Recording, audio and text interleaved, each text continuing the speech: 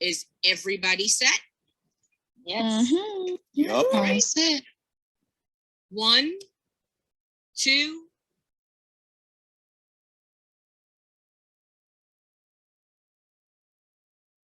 I'm assuming that was 3, right? Yes, it was.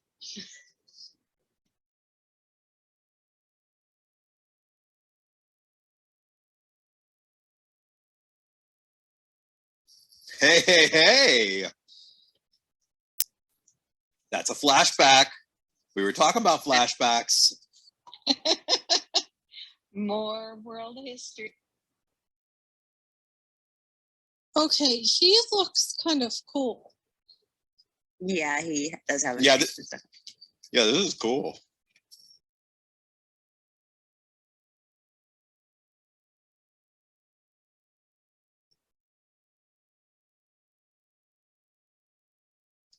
That guy is ugly.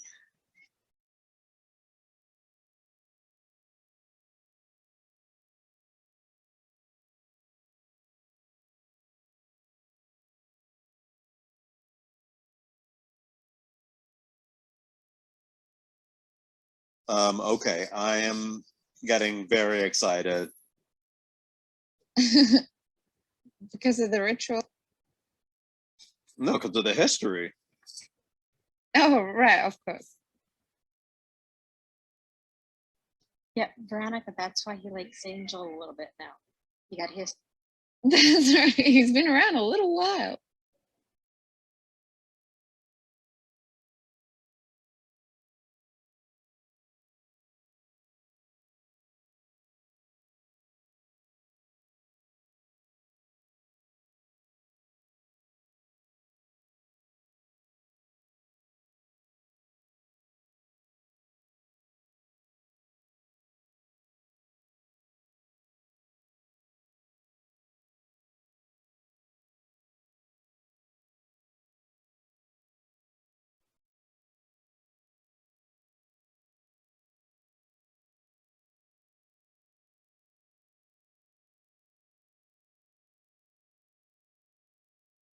Look at those monks doing some magic.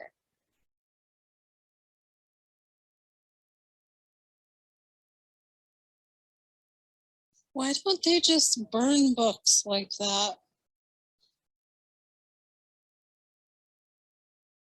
Maybe it would set him somehow free release again. them. Yeah, that's not. I love how she picks it up. Oh, great, a book.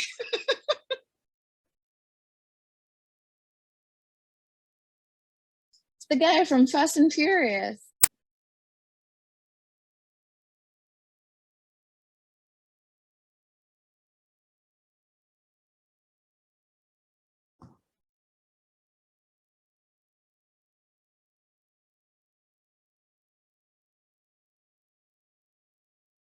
That's what my mom called it too.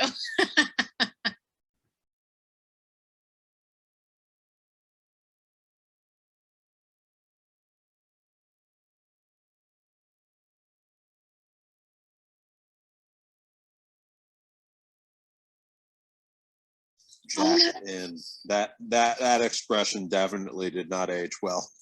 Do people ever say it Yeah. anymore? Oh, Veronica, you're right. That's Jesse. Yeah. I loved him.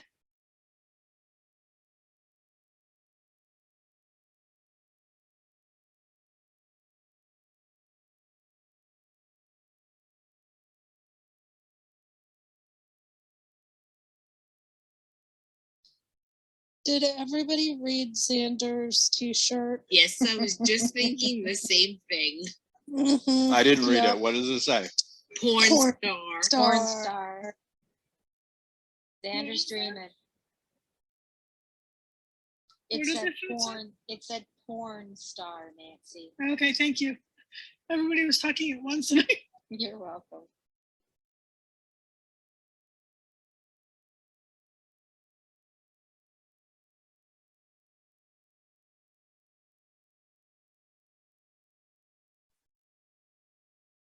I never understood how scanners like that, if you're only going through the center of the page, how it's catching everything and not just that narrow strip that the machine is going on. That was Windows 3.1. Did they have that technology?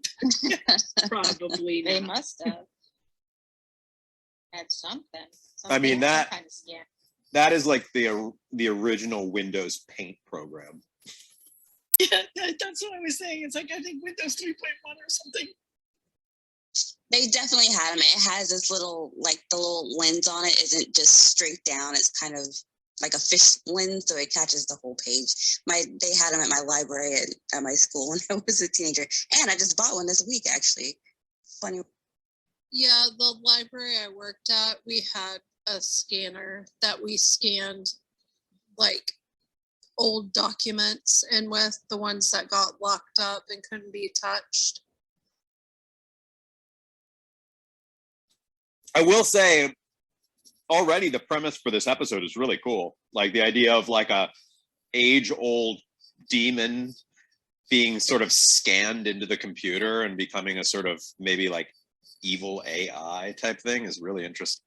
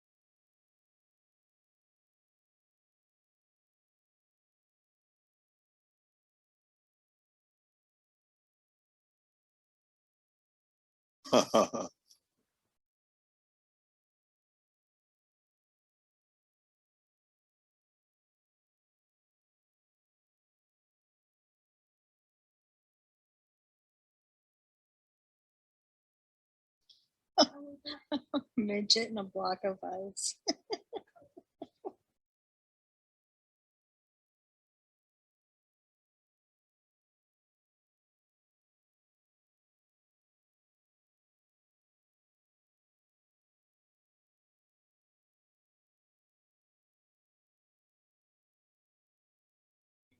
The old you've got mail.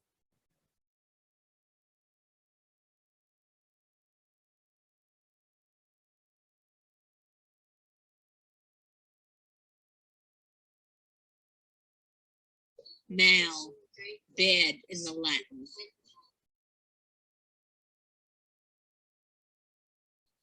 Nice cross reference.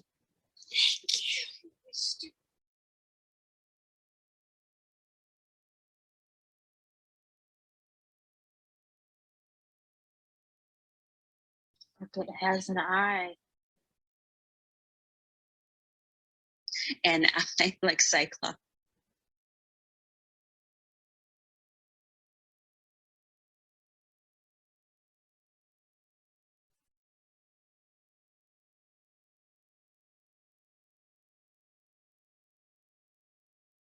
I'm feeling nostalgic for these old computers.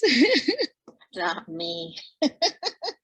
Oh, I miss my Monitors were so computer. They're so big, it took up my entire desk at college. I had a Performa 575. That thing was tiny.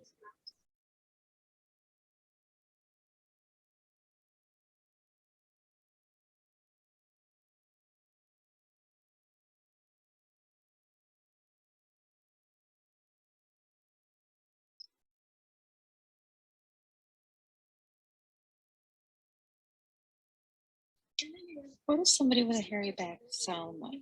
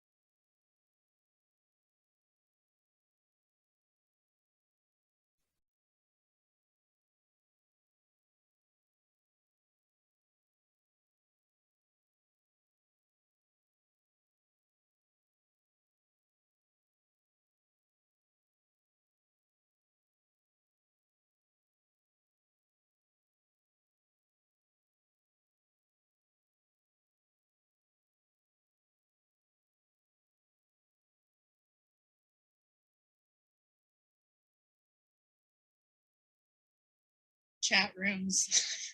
Big thing of the past. What? We still use them on Discord. We just call them. Isn't this kind of a chat room?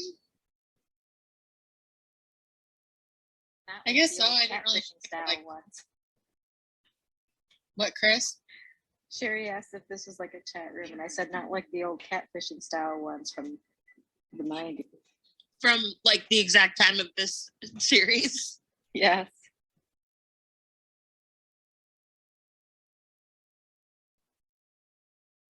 They really love the phrase.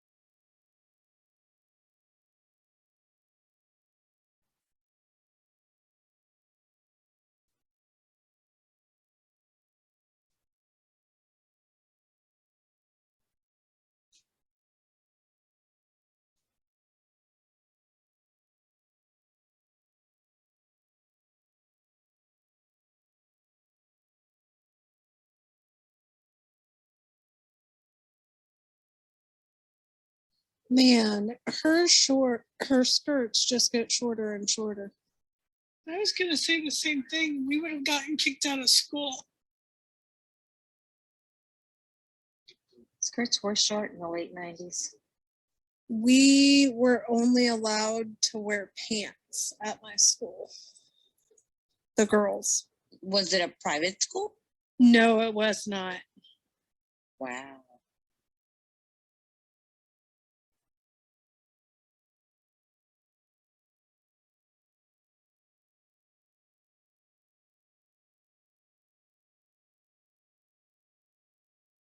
But the boys could wear short skirts, right, Kendra? There was this whole thing. I'll have to tell you guys the story sometime.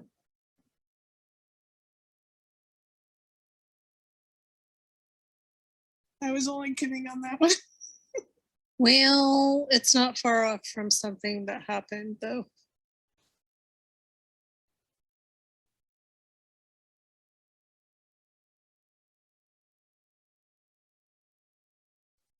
You must have used a real office building.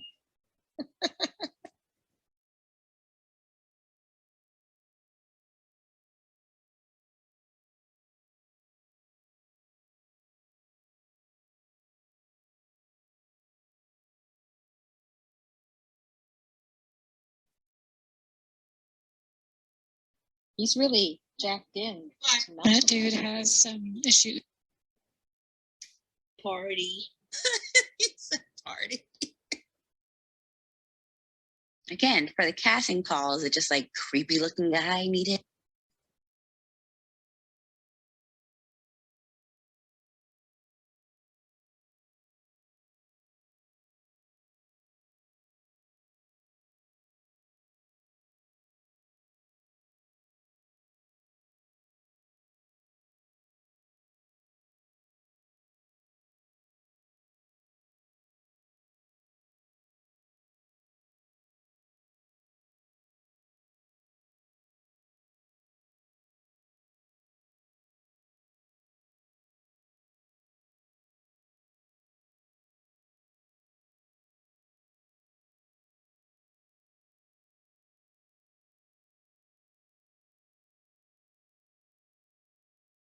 That's the second Spider-Man reference so far in the series.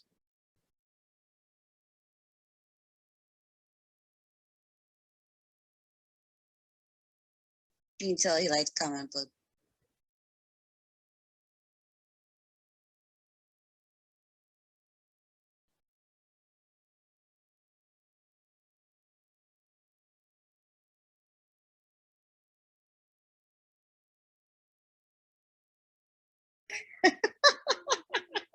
I love that.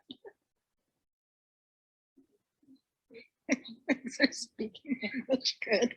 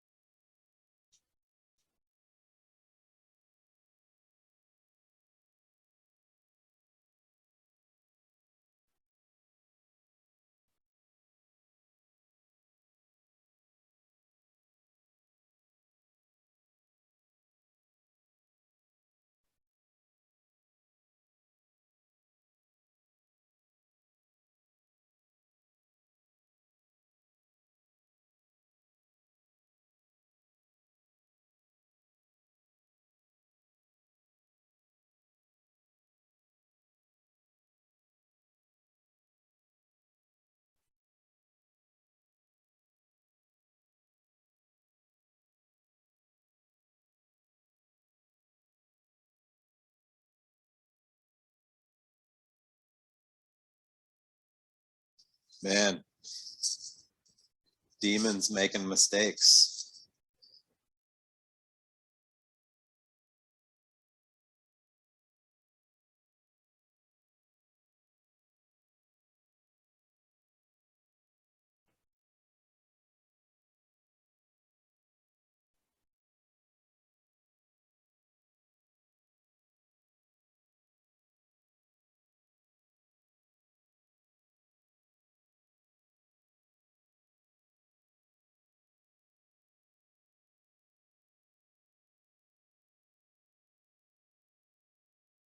Giles would not be a great Remarkist candidate.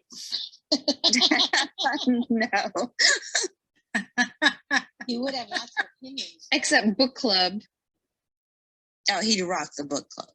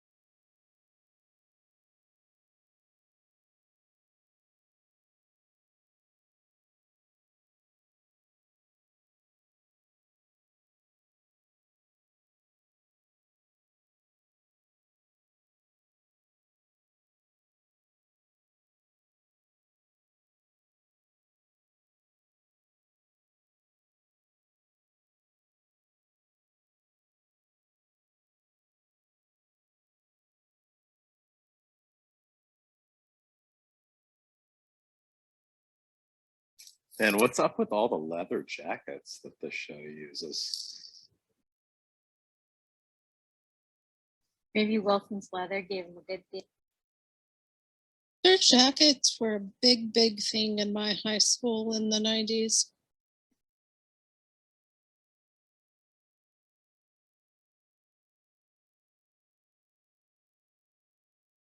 I'll be honest, I did wear some leather jackets in the 90s too. Warm in the winter. She flew.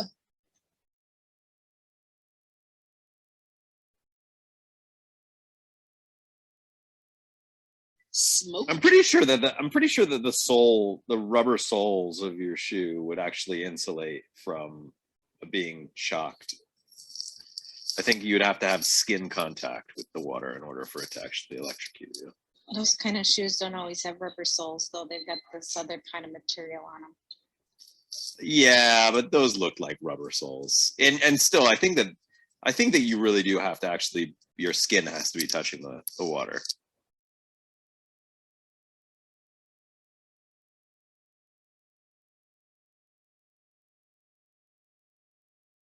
I've shown you a New World Day, but it reminds me of 2001. I love how the computerized voice has kind of gotten desperate sounding. It's not monotone. It's like, oh my goodness. Oh my goodness. So creepy, though. It's mocking him as it writes his suicide.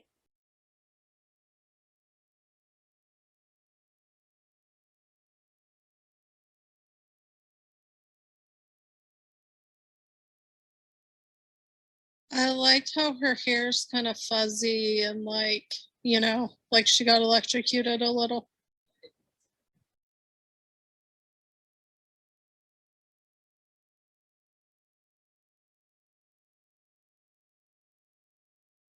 She probably needs a jacket too.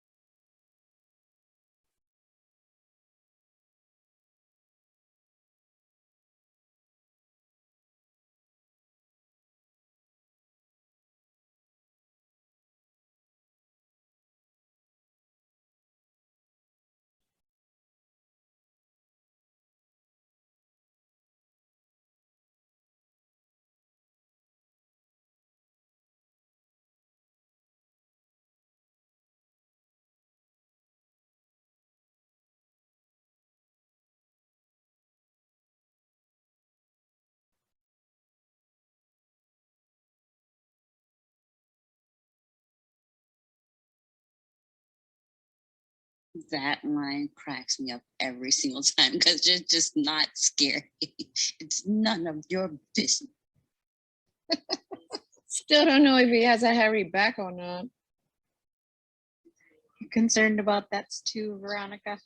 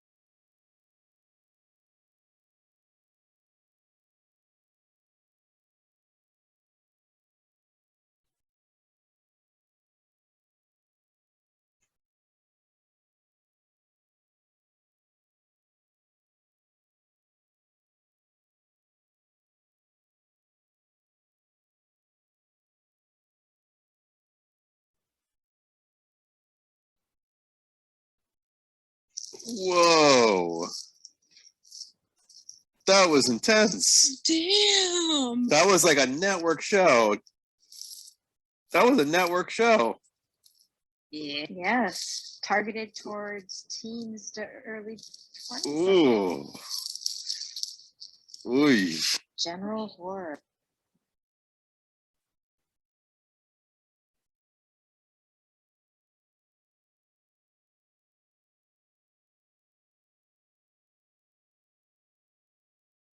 It's such an I mean, it's so weird because it's like, I mean, I've seen stuff like that on so many series, but for whatever reason, because it's this show, it's particularly unnerving because it's sort of everything else about it has this like teen, young adult kind of quality to it. So when you have people like eating other people and people hanging themselves, it's like, oh, very, very, very unnerving. He didn't hang himself, did he? I mean, he looked like he was hanging. definitely hung. Well, he He was was, definitely he was, yeah, he was, he Well, hanged no. himself for sure. I understand he's hanging, but he didn't write that note on the computer. No, and the other kid was there, and I think the other kid hung him to make it look like he hung himself.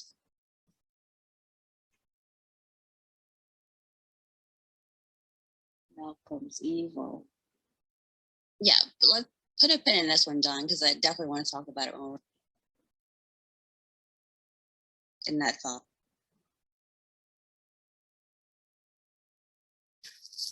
I wonder if AOL trademarked "You Have Mail" or "You've Got Mail." I'm pretty much Probably. Yeah, they did. I'm I think sure they did. Yeah. But this one was "You Have Mail." Clearly, they didn't have the budget that Meg Ryan movie had. Right. Well, they got Tom Hanks. Maybe they could have got You Got Mail.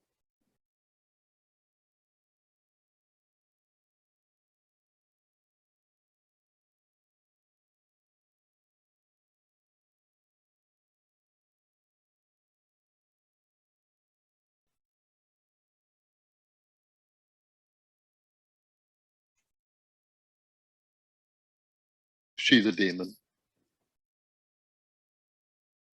You think she's a demon? Or she's going to be a vampire by the end of the series. Add another vampire to the list. Third choice. I think I they wrote it should down. make out.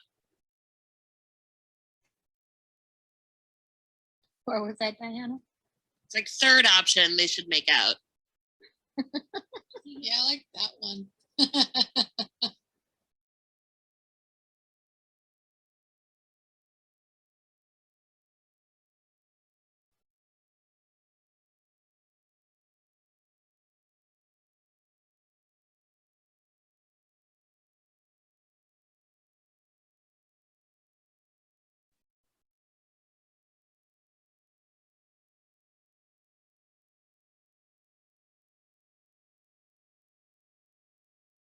Oh, she's somebody or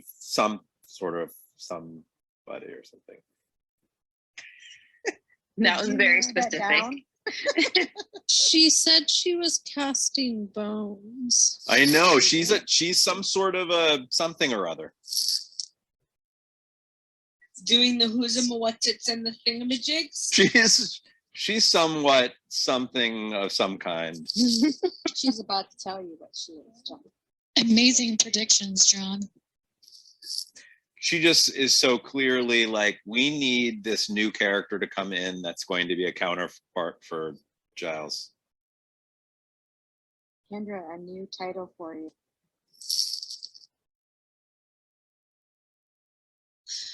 Techno-pagan. Techno-pagan. Is techno-pagan a real thing? No idea. I've never Looking it up. heard. In the Buffy world, it is. It's the only time I've ever really heard about it.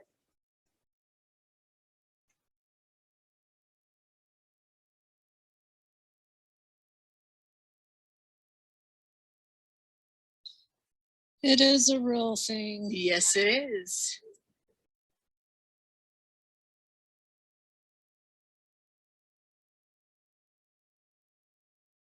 Oh, payphone. I think Buffy has a pocket full of quarters.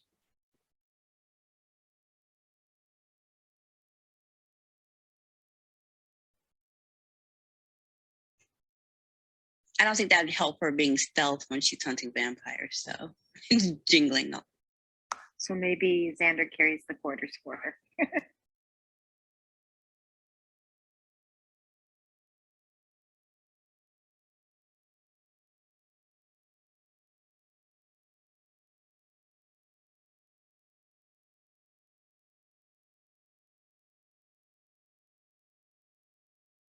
He made himself a physical form.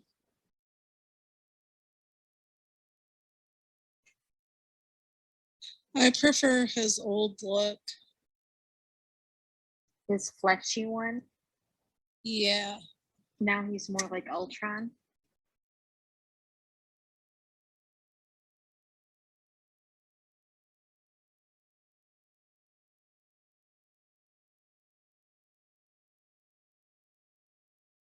Wow.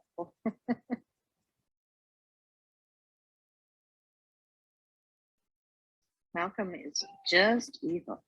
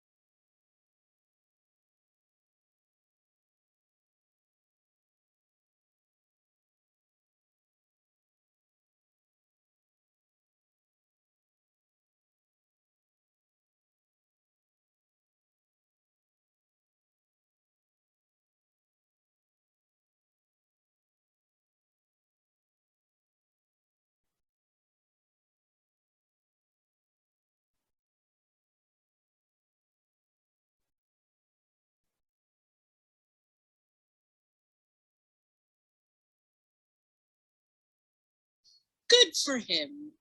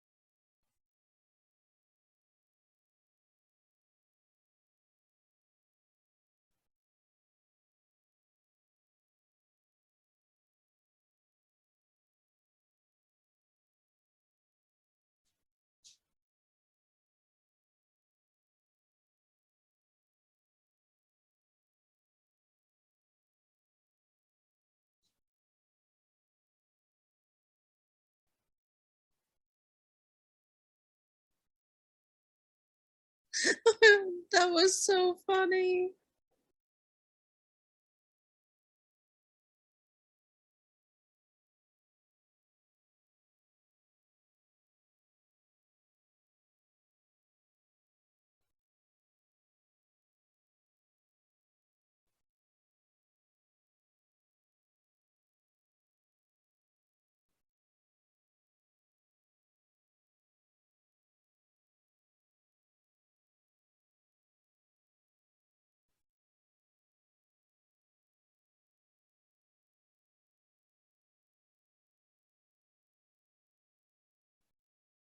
It's fried.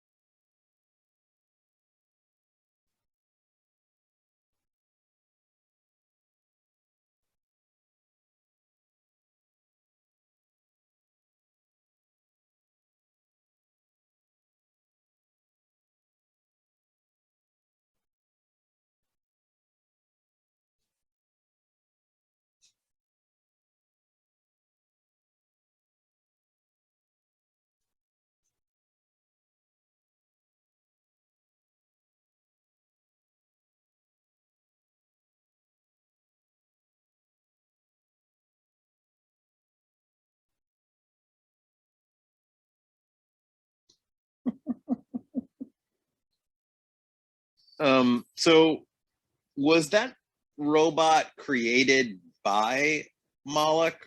Was it created at the lab and he At the went lab, he into had it? those people make the body, and they downloaded it. Well, connected it, Okay. and his consciousness. And he specifically wanted it to look like himself. the Predator. He wanted to look like his former demon body with the horns and everything. Got it.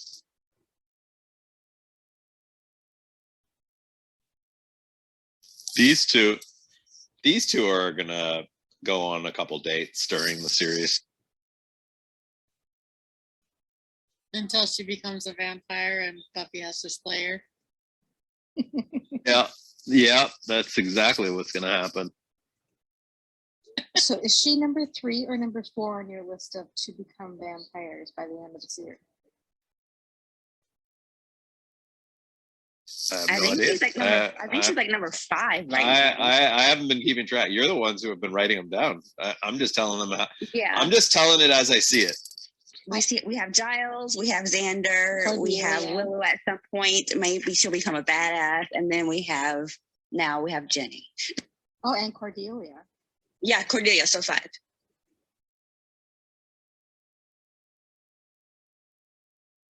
No Cordelia in this episode so far.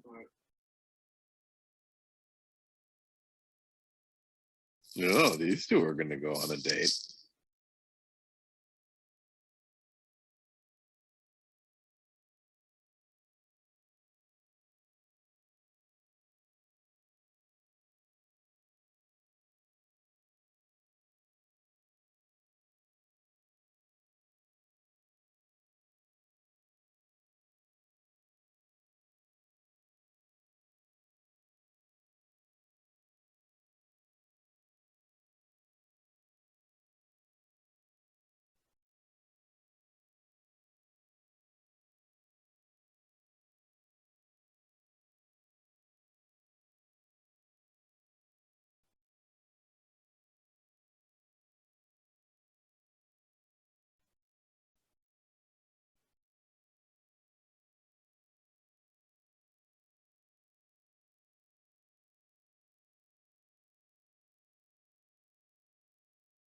That was a cute ending. They all just realize how doomed they are. We're doomed.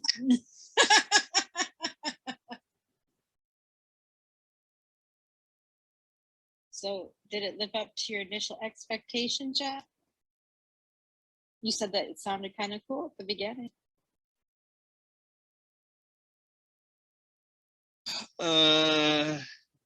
This one was mediocre to. This was below average for me, in terms of the episode. Mostly just like, I mean, tech.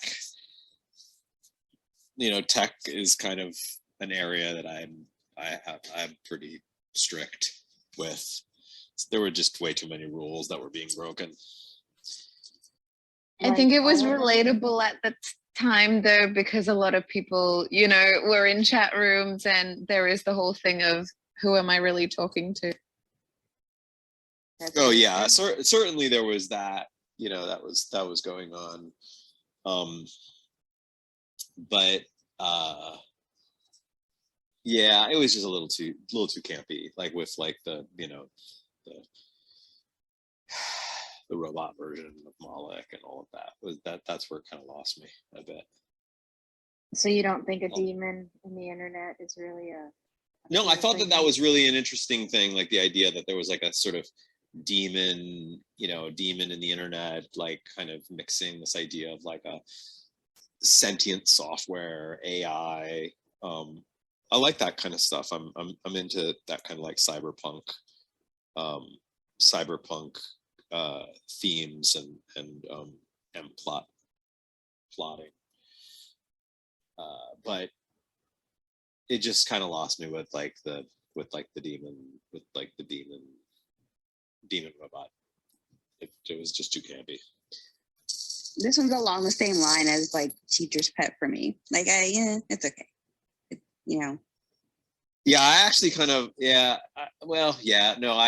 was not a big fan of Teacher's Pet, but for a very different reason. I thought that like just from a narrative standpoint, Teacher's Pet just didn't really have a lot of substance. It didn't do a great job. It didn't really do a great job of like keeping me guessing what's going to happen next. And I guess this one also didn't either. This one was pretty straightforward. It relied mostly on tropes and goofy interactions and themes. But the main theme of technology, get like technology taking control and becoming like a more virtual world, and people not interacting only online, and the scariness of that, specifically at that time, those are interesting themes. I like that in stories like sort of cyberpunk style storytelling, mysteries and suspense. But I feel like the episode just mostly relied on that theme and didn't really dig deep enough with it. Ultimately, the main thing I remember from the episode was just like a fight scene between a big demon robot, and that's not great. It's not as exciting as the opening. If that's the only main thing that I remember, then that doesn't say a lot. And Xander punched something. Xander punched something? Yeah, Xander was proud of himself because he got to punch one of the guys. He punched that guy in the lab coat when they were trying to get away. So right. Xander doesn't get to do a lot of the action stuff, so he gets excited when he does. I mean, but like think about like an episode like The Pack, which we've all talked about had its own problems that were very different. But just if you think about that episode, just so much happens. It was such a dynamic narrative, and that it was like, at the zoo, and there are all these different characters and lots of mystery, and it really did keep you kind of on the edge of your seat in terms of asking questions like, what's going on? This one didn't really at all. I'd say the biggest problem with this episode for me was that it was just mostly kind of boring. I cannot disagree with that. It's not my favorite either. but I mean, it lets the character Willow kind of like have a little bit more of something, even though it's not really anything at the same time. Just kind of featured Willow this time as opposed to Xander or Buffy, but it's I think the bottom line is that when you tell a story that has a lot of interaction between characters and computers and computer screens, usually that at least that's usually not great. it usually leads to kind of a little bit of a static narrative, and you know, a lot of the like really like, you know, tense moments were these weird moments with like the character talking to a computer screen. I don't like that. I don't like that about, I hate that in movies where the way that we get to see what they're saying is by them saying it out loud. And I think, as they're typing, talk to the computer. Oh, I have that same problem with when characters say something out loud to themselves, like when they speak, when like somebody like buttons on, like when there's like a button on a scene with a character like just saying something out loud to themselves, like right after another person's walking. I totally talk to myself all the time now. But that happens a lot in a lot of these shows. Oh, it's such a narrative, or like such a writing thing that I mean, I get it that some people do it, but I don't believe it's as common as it is. You don't see it you rarely ever see it anymore in modern fiction, you know, like rarely do you see that in movies or television today. But you go back 20 years and it was like all the time you'd see somebody like mumble something to themselves as somebody was leaving the room. And I think there's a reason why we don't see it that much anymore, because I think writers started to realize like it's not really that common. People don't really do that. And they were getting notes for it. I don't like that. But yeah, I mean, and then like people reading it, and then obviously like, you know, they realized that itself was starting to get a little boring. So then they had to give the computer an actual computer voice, which also wasn't all that ominous, you know. And like, so it's just that there are just too many scenes of these like, you know, these like what were supposed to be kind of creepy scenes with a creepy ominous computer voice or creepy typing. And I don't know, I mean, maybe it's just that those types of, you know, I know that they exist in like, I think the X-Files has a bunch of those types of episodes where there's like some sort of computer artificial intelligence that's gone awry. And I just don't think they age well is the biggest problem, because now we look at it, you know, through the lens of today.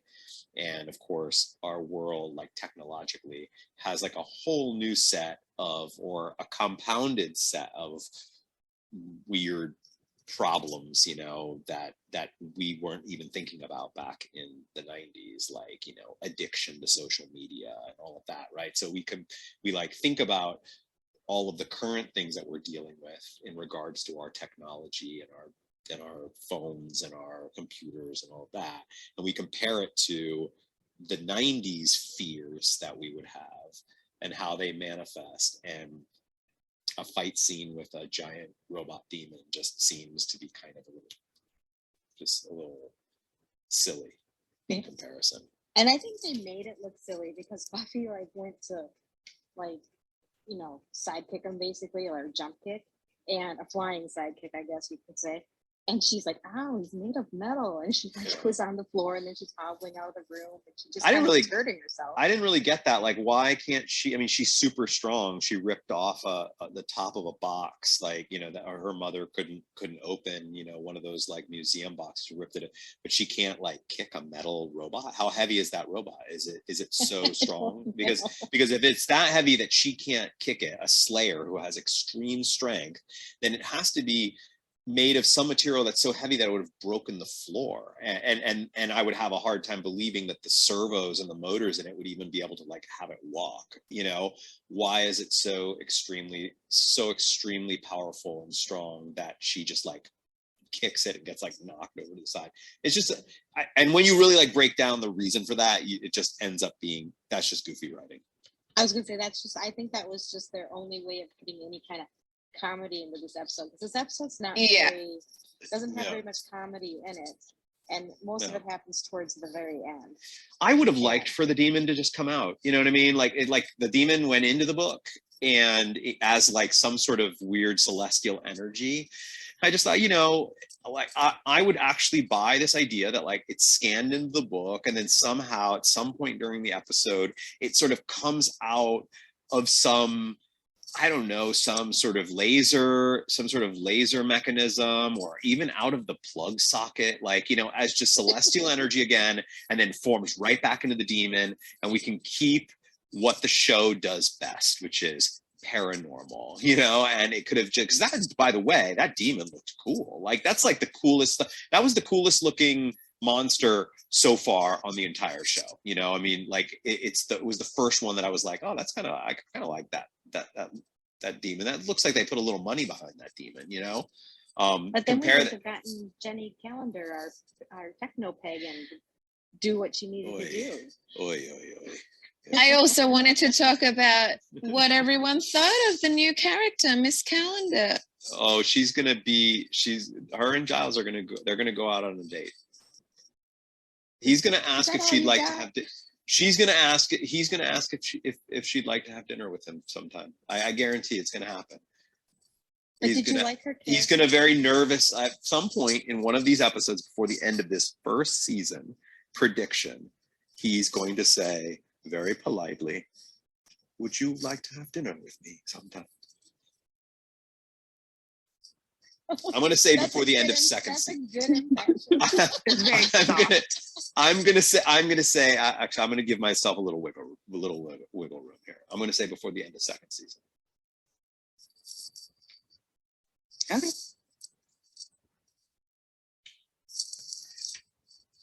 I like the character. I mean, I don't know what a techno pagan is. I didn't really like the techno aspects of this show. I hope that her character, I guess my only worry is that if she's a techno pagan and then that's sort of her role on the show, then that means that she might only be useful in episodes that have some sort of technology bent on the paranormal, which I guess I would just hope that they do better than this. She's somebody who knows about that world because she was naming off other demons. So that's cool. Kind of interesting now. Giles has another adult he can talk to. Yeah, it's going to be sad when she becomes a vampire. But how does Giles keep her from knowing who Buffy is? Because he already's upset. Well, he was upset in the early episode. People knew who she was because they're not supposed to know who she is. So now he's got this teacher. I have a feeling that they're going to tell her at some point. Do you think they would tell her because they have to, or because she figures it out, because she knows that demon world? Why? I mean, why wouldn't she? I mean, she seems to know a lot of stuff. Why wouldn't she know what a Slayer was? I don't know. I mean, I have a feeling that she'll just be like, are you kidding me? I mean, I've known that you've been I've known that you're the Slayer for the past 2 semesters. Like semesters, they don't have semesters in high school, do they? They're still in the first last half of the first year she's been there. She hasn't even been there a whole year yet. I mean, do they have semesters in high school? Our years in high school were broken into first semester and second semester. Okay. Yeah, it's how mine were too. Yeah. So. Yeah, we have. Yeah. So. Oh yeah, trimester. Well, but I don't remember it being in high school. I had my first trimester type thing was when I went to college, but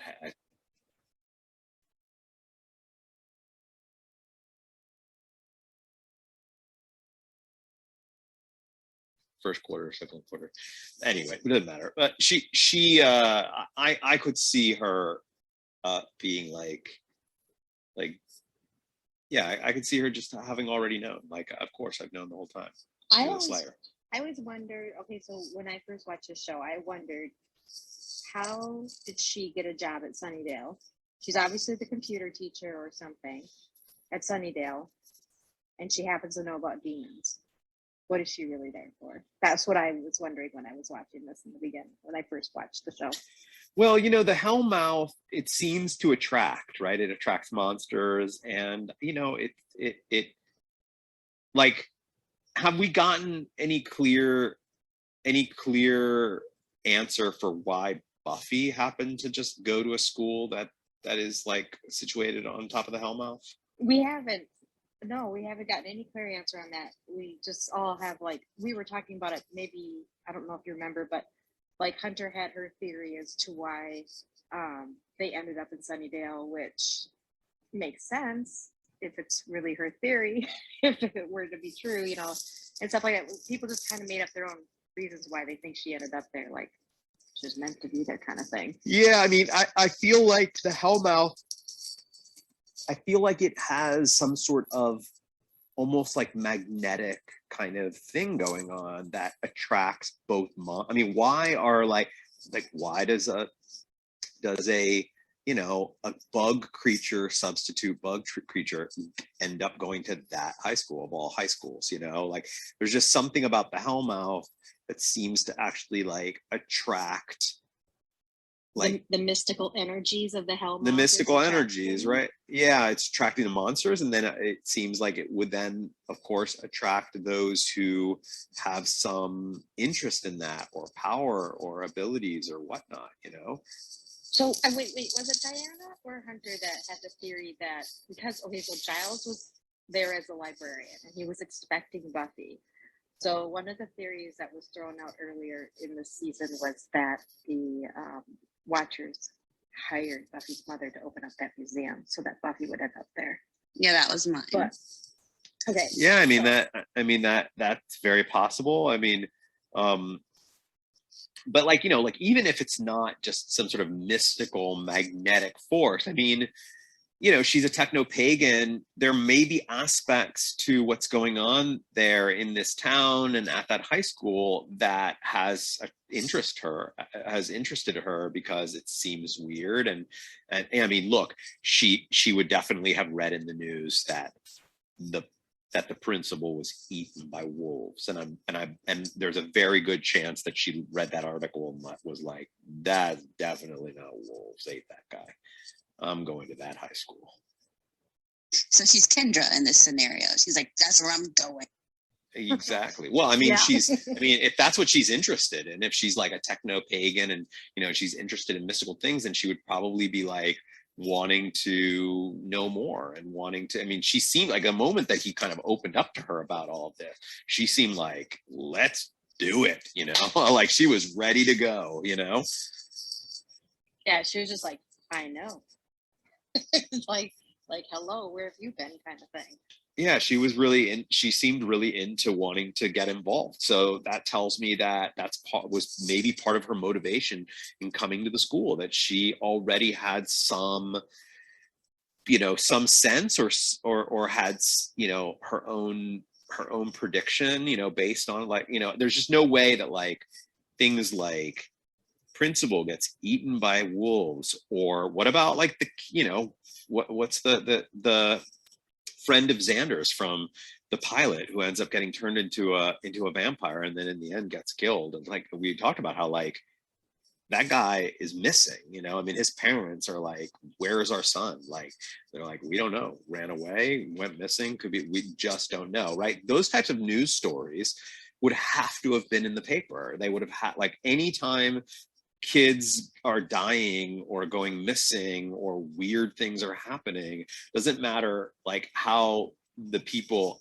at Sunnydale are rationalizing it, it would have been in the newspaper. It would have ended up being like local news. I think national news, to be honest, but at least local news. And I could see somebody like her reading that stuff and being like, wow, this is really interesting, I want to go to that school. So Hunter wanted you to put a pin in a thought. What did you want to talk about regarding that, Hunter? Yeah, John, you mentioned the network TV with the kid, whatever his name is, Dave, being hanged. And, you're like, this was network TV. And like you mentioned that it was just shocking because of the context of the show. So when something like this happens, especially with like, the Pack episode, it's jarring because you aren't really expecting it from this. And I just had a thought when we were watching the Pack episode that this is kind of around the time when I felt like young adult fiction in books was changing as well. And so it kind of made sense that this came along at this time too. This was also the year that Harry Potter came out. And we had like Blood and Chocolate, The Rat Saw God, Bone Dance, The Watcher. Like we had all these books that were coming out for young adults at this time that were leaving that traditional young adult kind of borderline kiddie frame and moving into more serious topics and evolving. And you pointing out him hanging himself on national, well, not himself, but on network television, I was like, this is kind of that big shift in media, where in media and in books where we were getting more serious topics for young adults. And I just thought it was interesting. Yeah. Did anybody here read the book The Chocolate Wars? Yes. I remember. That's a young. I think I have. That's a young adult.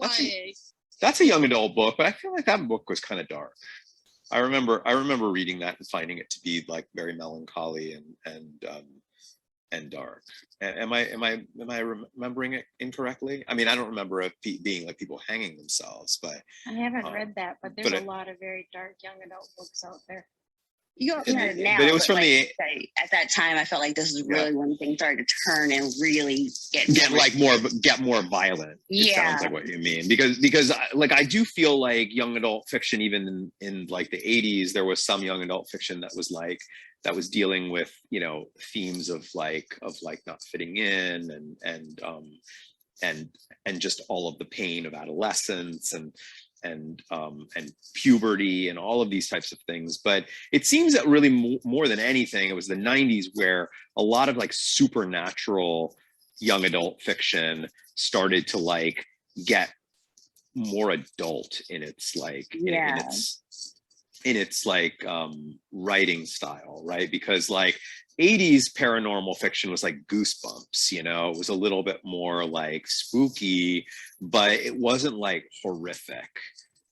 Whereas then once you start bringing vampires into like vampires and sex, really, like when you start to like bring those into young adult fiction, which seems to really start to happen in the 90s, then you start to intermingle like really like you start to bring into writing the types of interactions and themes that were usually reserved for adult fiction, which would be like killing, like death, killing, suicide, sex. So yeah, but I think what's surprising to me is that books typically get there first. I mean, and it sounds like books started to get there already, but usually television is lagging behind books because books don't have the rating system, and books don't have networks that are making really strict decisions, and books don't have all of these very conservative groups that oversee and sort of keep the networks in line. And so it's surprising to me that some of this stuff, that they were able to get away with some of this stuff in the 90s, because I don't think that most network censors were ready to allow that kind of stuff to happen. I think this was, and it was a very young, new network. So they were just kind of feeling their way around and, didn't really have an idea of what direction they wanted to go as a network and what kind of TV shows they want to have, you know. And again, this was an off-season thing. They hadn't even signed up for a second season yet. It was just kind of a in between for the show. Savannah, was it Savannah? I think it was Savannah. Yeah, it was just kind of supposed to be a filler until that show came back. So, you know, they were just kind of doing what they could to fill a slot, and they kind of got away with it because there was no other thing to fill it. Was this UPN or was this WB? This was WB. WB. Yeah, they merged with UPN a few years later to become The Yes. season 7 of Six. Film Girls. yeah season Oh, 6. to become CW. Yeah. Yeah. Right. Yes. But they were never, this show never went to UPN. It did in season 6.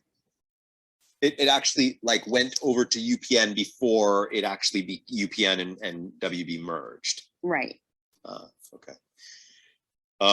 Yeah, because UPN was probably, you know, I mean, was even more, I don't know, Warner Brothers is a very conservative studio. But maybe WB just had way more progressive folks that were, but I mean, it's really like, it's mostly the censors, you know, it's really like, it's really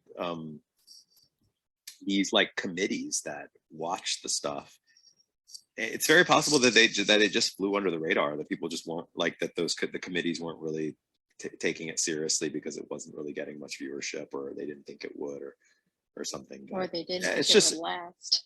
yeah, it's Yeah. just it's just a little surprising, some of like how intense they go with it. And like I said, I mean, it's not like, you know, if I saw any of this stuff happening on, say, Game of Thrones, I wouldn't even think twice about it, right? Like if I saw somebody, you know, hang themselves, or, you know, somebody get hanged in Game of Thrones, it would just be kind of like, you accept it because you know, you accept that the world is dangerous, and that, you know, it's like ultra real, and you just, you know what you're getting into. And while, yes, we're supposed to sort of accept that a school that's built on the Hellmouth should be dangerous, just the genre, young adult genre, sort of already tell, like, is supposed to give us a sense of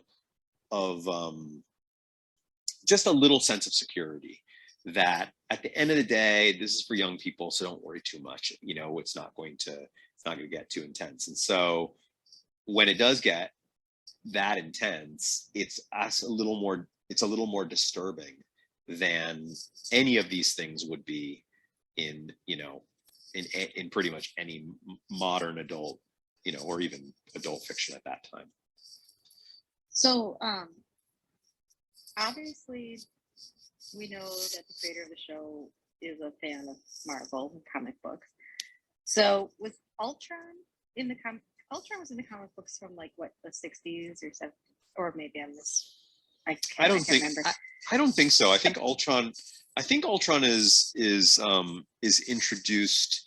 I think he's introduced in the 70s. I mean, I think he's introduced. I mean, in do you feel like he's not one of the original like 60s Marvel characters? But do you feel like Malcolm is like a little bit like a weird Ultron? 19 Ultron? He actually made his official debut as an unnamed character in Avengers 54, July of 1968. Oh wow. Okay, so like the modern Ultron, though. I'm thinking of the one that was like that wanted to get anyway. I didn't know this back when I first watched the show, but when I rewatched it after I've seen the Age of Ultron, it makes me think about this Malcolm character is in the computer, and he makes himself a body, and he gets his first full appearance though is also in 68 with the next issue, 55. But he wasn't a computerized thing, was he? Ultron? Like, yeah. I don't know. I'm just thinking of the movie. I want to say I'm sure that Ultron was first. I'm sure he was first presented in the comic as like some little robot, some sort of robot-y thing. And that's why I was saying, I wonder if this episode was kind of inspired by that Marvel character in a way, just because looking back, I didn't know this in 97, but after watching that Marvel movie, Ultron has to build himself a body. He's all networked, and Malcolm is networked and has to build himself a body, and then he gets cut off from the network, and then he can be destroyed. Very similar. I think that he's just presented as a robot in the original. But that's why I was thinking. I wonder if this character Malcolm was kind of the demon turning into the robot kind of thing, was kind of inspired or something by that comic thing. And that's what he's actually created in the comic. He's created by Pym, by Hank Pym, Hank Pym, who is the Ant-Man. It says that for his first appearance, he was a highly intelligent, self-aware robot. Yes. Yeah. Right. In the movie, they kind of like did the whole thing where it was like, you know, a sentient software that like needed to then create a body. But he was originally Jarvis, though. From Iron Man's suit. Yeah, in the movies, but not in the comics. Yeah. What? So he becomes a robot? Yeah, that's why I was asking John. Does he think maybe? Let's not talk too. Comic book version of the Ultron. I didn't know if the comic book version of Ultron was a robot or not. So I was. Jarvis gets a body. It was a robot. Let's not go too deep into that because some people haven't seen it. But I'm saying that in the comic, it doesn't like what happens in the movie is not what happens in the comic. In the comic, it's just simply a self-aware robot that was created by somebody else. Okay. Whereas in the movie, you can kind of see how like a piece of software needs to get its own body, and so therefore it creates its own body. But that's not the way that Ultron was presented in the comic. Yeah, but and this was a long time ago, so they wouldn't have known that the movies were coming out. Yeah, no, I know it wasn't inspired by the movies. I was just wondering if the comic books had some kind of similar thing, because rewatching this after seeing that movie makes me think of that movie, and knowing that Joss I will say that the comics. I will say that Ultron. I'm looking at pictures of Ultron, like going back as far as like the 60s and 70s, and it always looked like a big metal. I mean, certainly like, you know, more human-like, but a big metal robot. Whereas this truly looked like Predator. You know, it looked more like a suit of armor that somebody was inside. Yeah, except for it didn't have the dreadlocks of the Predator. Except without the dreadlock. I just had the horns instead, which. Yeah. Well, I was just wondering because that was what I was thinking. I don't rewatch this episode very often, and like if I'm going to skip an episode in season 1, this would be one of them. And but rewatching those, I kept thinking about that. I'm like, I wonder if the comic book versions were like that, because we all know that he was a fan of the comic books, the creator. So he would have definitely, if he was inspired at all by Ultron, I think he would have made him look a lot different, because the Ultron that he would have been thinking of really looked like a tin can. Okay. Like a tin can with arms, basically. So maybe he made a demon tin can. But obviously Tin Can's so strong that Buffy can't knock it over when she flying kicks it. Yeah, that part was a little. I mean, that and other things. I mean, in the first introduction of Ultron, I mean, he really just looks like a giant garbage can. It just looks like a giant garbage can with eyes. Don't forget to harvest, y'all. I'm just trying to imagine, like, does he have like those springy arms off the side of him too? Yes, yeah, it's like a garbage can, but not with springy arms, more like little wiry arms. I mean, it does not look anything like the later ones. The later ones in like the 80s and 90s look a lot more like what was presented in the movie, but the original just looks like, it really looks like Take Me to Your Leader.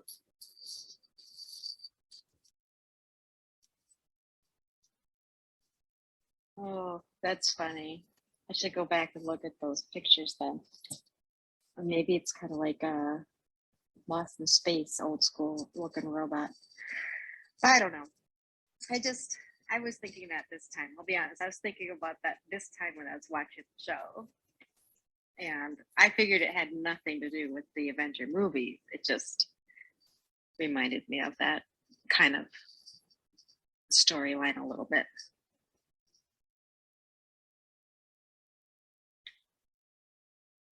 Well, we got no Cordelia. We didn't see Buffy's mom. No Angel. It was a very classic Monster of the Week episode. Yeah, absolutely. 4 characters classic plus Monster of the one Week. new one. Yeah. And all the other red shirts were killed. Yeah.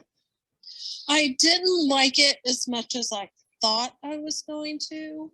I liked it okay. But I think you'll It like the didn't next live one, up Kendra. to what I thought it would be. Oh, the next one, I'm sure. I'm sure of it. I'm dying to watch it, but I won't cheat. I promise. I think for me, this one like falls short because, like we had the first 2 episodes and then we had Witch, which was, it was like everyone loves Witch. And then we have, Teacher's Pet and Never Kill, whatever.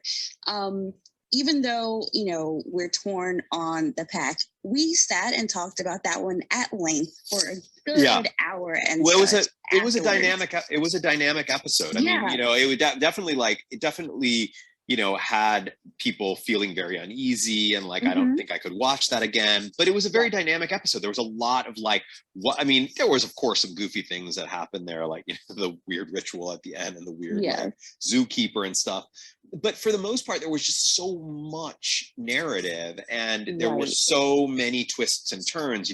They like try and go into the thing and the zookeeper's like, don't go in there. There's some weird stuff going on. It's just like, then they become the pack and they start like messing with people at the school. And it just, it just had a lot of, it took us on a really,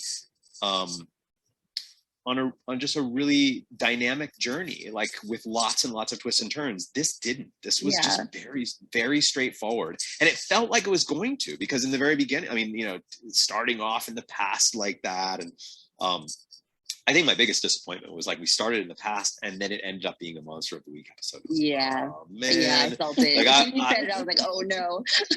Yes, I was like, you gotta be kidding. The most exciting part in that regard for you, I think, because you sounded very excited at the very beginning. Yeah, and you were all like, "Oh no, he's gonna." Yeah, I messaged Chris. I was like, "Oh no, he's gonna be disappointed." Yeah, exactly. I was like, "Where's Angel? Where's Angel? Where's Angel? Yeah. Wait, what? Oh, yeah." But like, I felt like the like you said, like the pack is so great. There's so much happening, and so like now that's my baseline. So I want that from every episode now. And when we don't get it, I'm like, okay, next. Like But you feel like that kind of writing starts to really like that becomes much more common in the later seasons. It starts next season. Yeah. It starts next season. Yeah. Okay, cool, great. It's like great. once they know that they got picked up and they're gonna get to go somewhere and they're given more money. It's like then they kind there's of turn nothing. themselves on.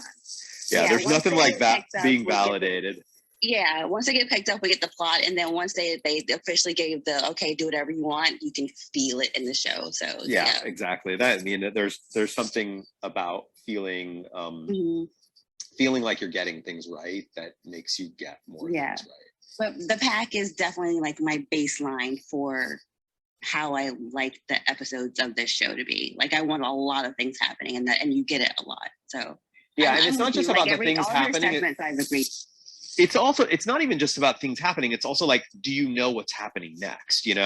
And if an episode is just, or if the storytelling feels really predictable, it will just lose me because I'll just get bored with like predicting what's going to happen next. You know, I mean, I joke around a lot with all of my predictions and stuff, but truthfully, I don't want to be able to be right on predictions. Like, you know, a really good television show has me totally like, I did not see that coming. What? You know, I mean, isn't that why we love the shows that we love? Absolutely. We don't love it because we're like, yep, got that right. Saw that coming a mile away, you know?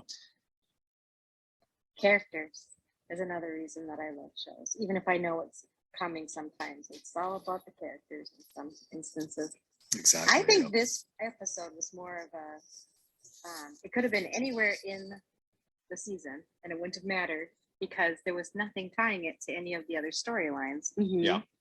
And then, so I kind of feel like maybe the demon Malcolm being put into the computer was just a way for them to introduce this new teacher at the school because she's a computer teacher. Yeah, I mean, certainly, I agree that like this, you know, back in the mid '90s, you know, AOL, CompuServe, Prodigy, like, you know, that was like kind of that was like TikTok of today. So if this episode was happening today, they would have done something with TikTok instead. So I think that using those themes because they're relevant in pop culture makes a whole lot of sense. I don't think that they were necessarily like thinking, oh, we need to bring in a computer techno-pagan type teacher. How do we do it? Let's write this episode. I think that it was probably, let's write something that speaks to youth of today, which, you know, and then in that they were like, you know, it'd be really cool if we bring in this counterpart to Giles, who is like super pro technology. He's super against technology. She's super pro technology, but they do have this in common, which is that they both have a lot of deep knowledge of this type of stuff. How cool would that be to have these two characters? And like, maybe we can even find some sort of a love interest between them. Like, it, you know, it just seems like it would naturally, that would naturally start to form itself as they're talking, not necessarily about this particular episode, but about the idea of writing technology into a show about demons. Yeah, but I think the demon itself is what brings Giles and this calendar together. So taking a demon from a book that's sent to Giles, putting it into a computer that she is in charge of scanning all of the books and everything. It's just like, it feels like it's just kind of this monster of the week. It's just kind of hey, we're doing this so that we can do this other storyline stuff here and bring in this new character and have them have a reason to talk to Giles. Otherwise, why would she be talking to Giles? Well, they work together, but yeah. Oh, but he doesn't talk to anybody else. We haven't seen him talk to anybody else. Except for when he had to find out about the principal.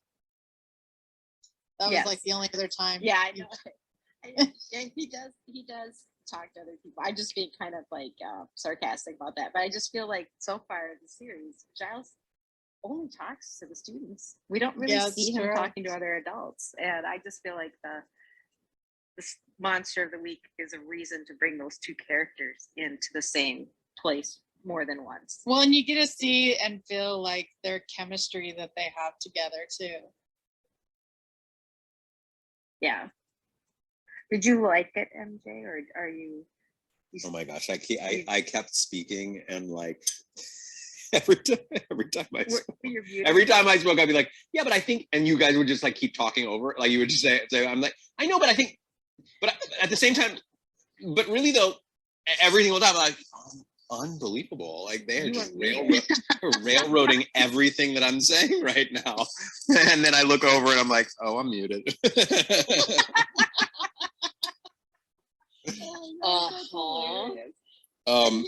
Here we are. We're just talking. I had no idea. Go ahead.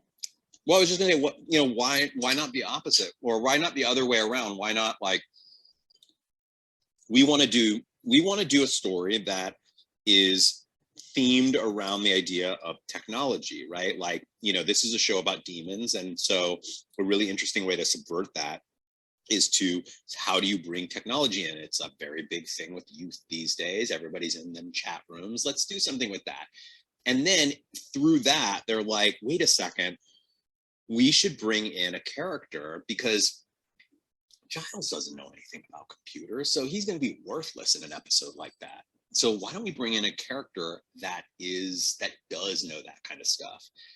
And then wait a second, why doesn't that person end up being sort of the almost like counterpart to Giles? This is why And you're then a it's like, writer wait. and I'm not. And then it's like, wait a second, why not make it a potential love interest?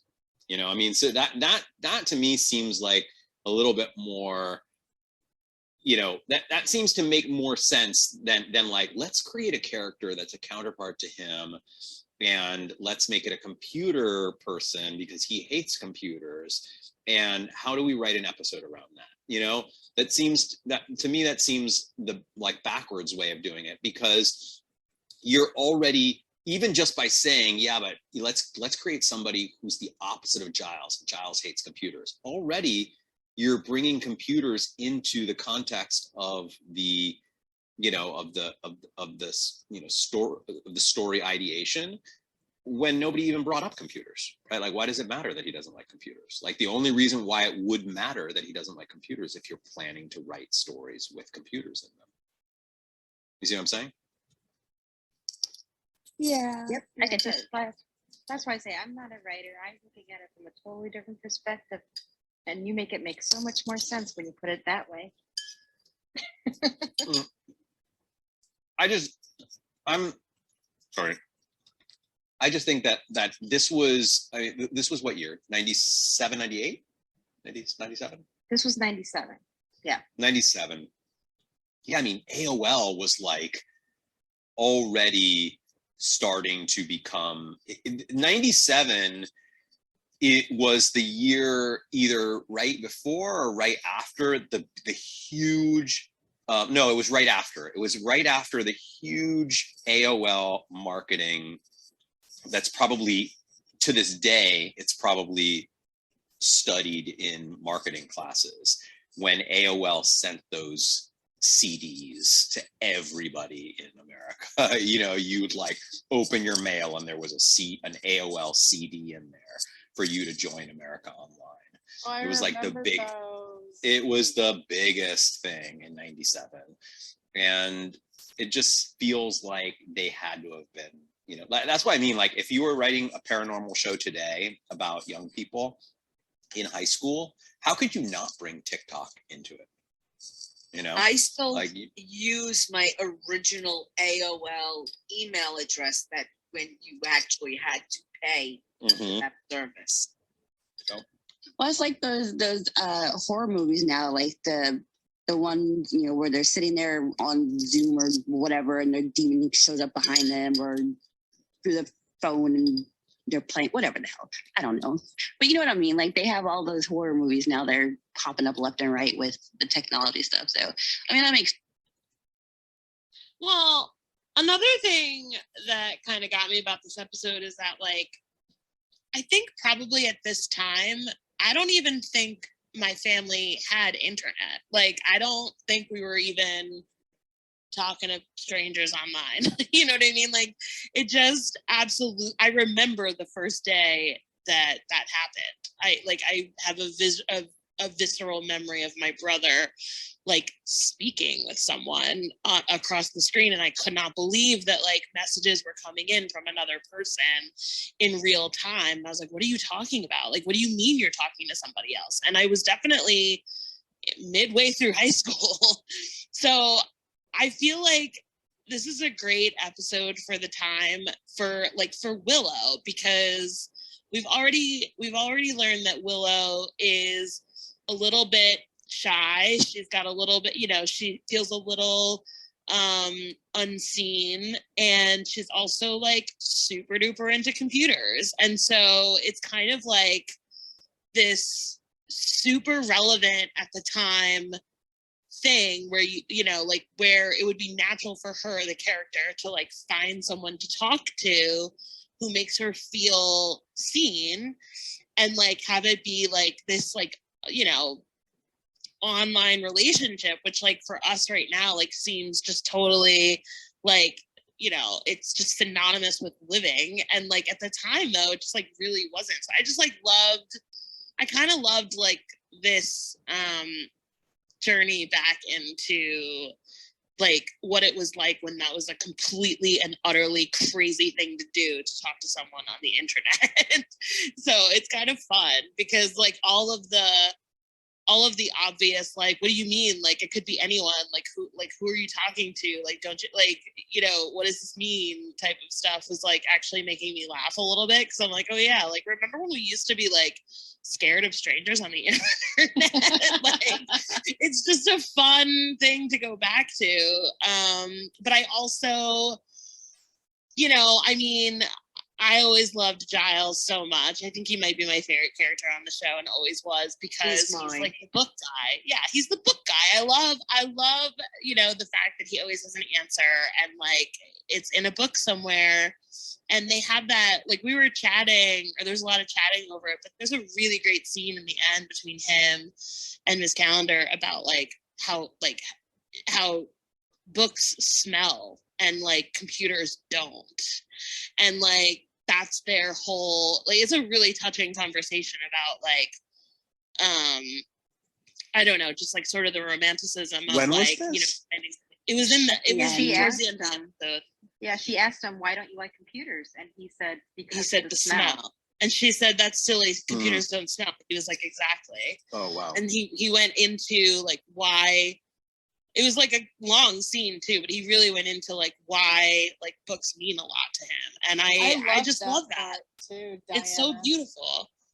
Yeah, we have to stop Because talking over Giles's beautiful moments at the end of these episodes. Yeah. We had the one where he wanted to be a fighter pilot thing, and then this one, like, Giles has I gorgeous know. moments at the I know.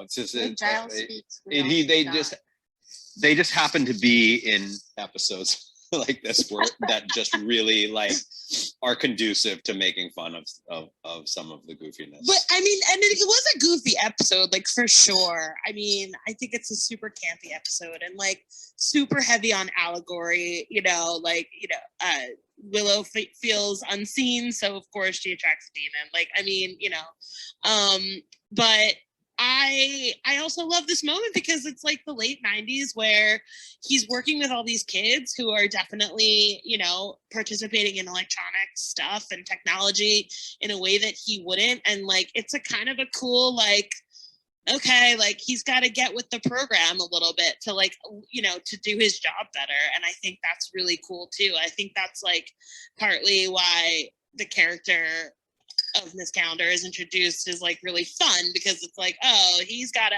actually put down the big old stinky books and like figure out like how to help these kids, you know, because things are a little different. Yeah. Put down the big old stinky books, and you know his books stink because they're old. Oh, that book was in that box for like, what was it, 1419 or something? Like 500 years. Yeah, like that book stinks for sure. I don't know how they had didn't have moths or bugs or whatever in there, because you know it should have been eaten up a little.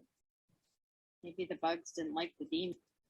Oh, that's a good theory. Demons keep the bugs away from your books. Gotta make a note.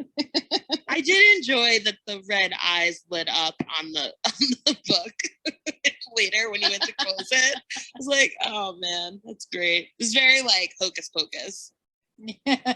Yes. Oh well. It's just another episode. You know, I kind of wonder if they had like a certain number of episodes written out for their overall story arc, and then they had to put in these fillers here and there every so often, or these were all just these Monsters of the Week ones were really planned out. I never really looked into that in the past, but like I was saying, this one seems like it doesn't have itself attached to any particular part of the overall storylines that we've been Well, Like, except for Willow's, like, Yeah. you know, she's mentioned a few times, like, how she just doesn't feel, like, super, you know, visible. Yeah. And I like that this was about her. Yeah, it definitely features Willow, but it almost seems like it could have been the next episode or the previous one, and that storyline still would have tracked well. Totally. But yeah, Yeah. it's I always like it when they feature Willow or they have more Willow in an episode. I really like that character. She's hard not to like. Oh, I was actually thinking that in this episode, I was like, gosh, this is a character that's really just so incredibly likable. More so, I mean, I think that Giles is also an extremely likable character. I get that Buffy is probably is.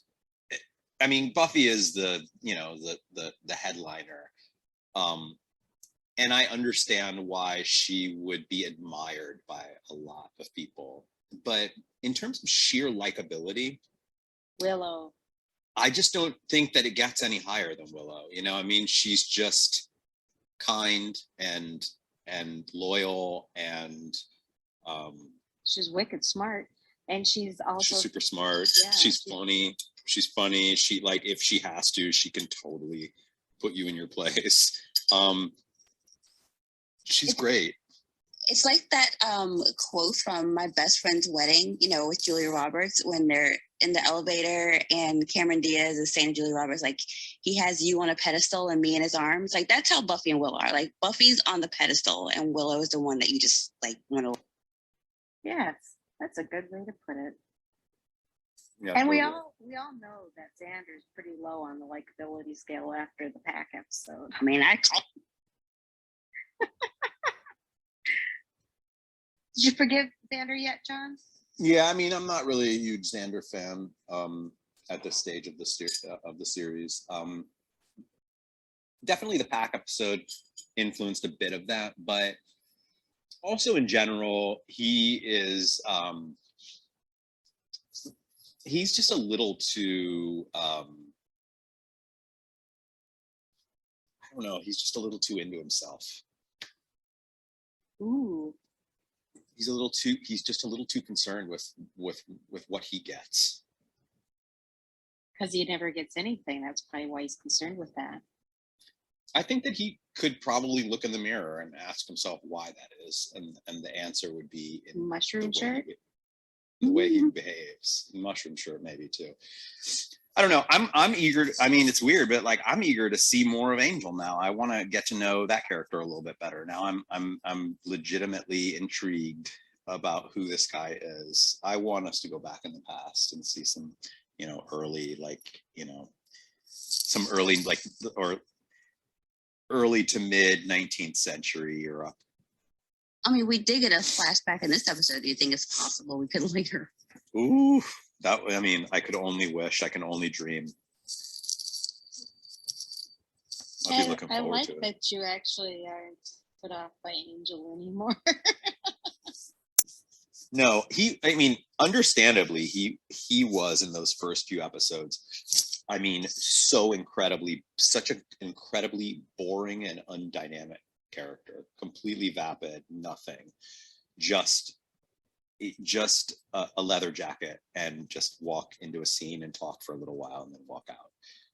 The only thing about him that I think I just think it was his looks. That's it. That was like the most interesting thing about him. And if that's something that interests you, then maybe you'd be interested in knowing more, but it wasn't interesting to me at all. So I was just like, why is this guy here?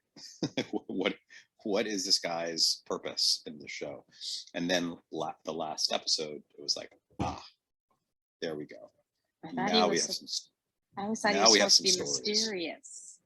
Yeah, but that's not interesting.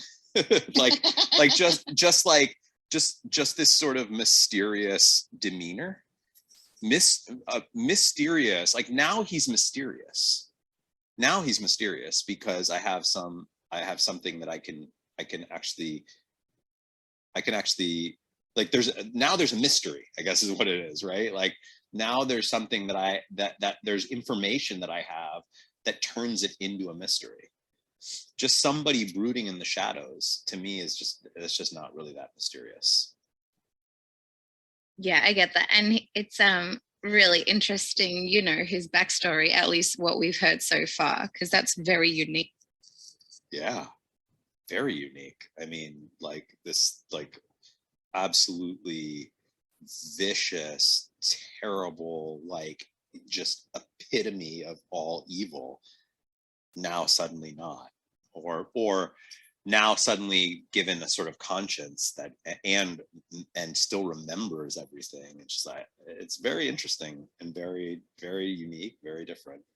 But I mean, I think we could have gotten some of that a little earlier. Or if they're like, well, we want to wait, you know, we want it to really pay off, you know, and we want to reveal all of that stuff a good 3 or 4 episodes after we've introduced the character, that's fine too. But then introduce the character and let me engage with the character in a dynamic way. You can keep all that stuff from me, but still, like, it can't just be he comes out of the shadows and they have like a little, like, you know, a little conversation that's you know, fueled by some romantic chemistry between the two of them. I want him to be a part of the actual narrative. I want him to be part of the obstacles of the episode and of the story. And he was and only up until coming then- out. He was only coming out to talk to her when there was something to warn her about, though. That's why she was complaining, because he wasn't around much. Because he would just come whenever something was important was happening, like the harvest or the anointed one or whatever the other thing was that I can't remember right now. But he only comes to give her warnings and then he disappears again. Goofy. And I don't know, goofy. that's how they used his character until that 7th episode. Yeah. I don't know. Boring, I thought. It just didn't do anything for me. And I think it probably just I guess it just annoyed me a little bit, I guess. It annoyed me a little bit because I could just sense that, like, really what this is about is just this really handsome character that is supposed to be her love interest. Do you think if you didn't know that he had his own show, you would have been less annoyed by that because you wouldn't have been expecting something more? That's the disadvantage of watching something like this years and years later, when you know that there's like, you know, people who used to watch the show, or you know that there's another show that's titled with that character that maybe you had a bigger expectation early on than you would have if you didn't. He just would have been this weird guy who showed up and gave warnings for a few episodes if you had no preconceived ideas of how important his character might be. Maybe that you could be right about that. I'm trying to imagine, like, I'm thinking about like a show like Lost that did stuff like that, where they would just like have some weird character that would just appear in the forest, you know, and like, who is that? I don't know. Where are they here? What are they supposed to be doing? And you're like wondering, you know, but so much of the premise of that show was like, weird things are happening, weird people are coming out of, you know, the woodworks, strange, you know, so the conceit of that show was everything around us is mysterious, like we don't know what the heck is going on, right? So that, I guess, works in that context, but that isn't really the conceit of this show. This show is sort of like, you know, everything. I mean, example, he's warning her about something that we, the audience, already know, right? Like, because they're showing us all these scenes with, like, you know, this guy down in a, you know, this master guy down in like a dungeon area with all these other characters, right? So there's not really anything particularly mysterious about what he's telling her. He's like, the harvest is coming, you know, there's danger. And we're like, yeah, no kidding. She doesn't know that, but no kidding. We just saw it. It's some weird guy like down in a dungeon with a bunch of other vampires that are on their way. So he doesn't really function as a mystery to the narrative, because we already know what that is. So then all he really functions as is a mystery to her, and then we wonder, like, well, why is that important? And when you kind of get down to it, the answer really is because he's handsome and he's like, you know, a clearly a love interest character. It's all about whereas